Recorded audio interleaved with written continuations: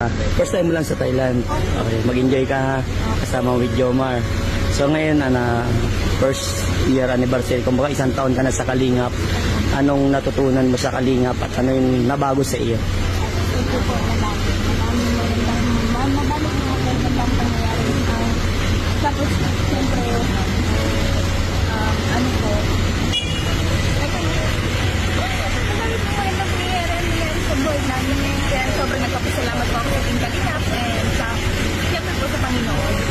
Siyempre, dahil po kahit sila Kuya Ram, naranasan ko po yung mga ganitong bagay. And dati, pangarap ko lang po ang mga ito. Maraming salamat po.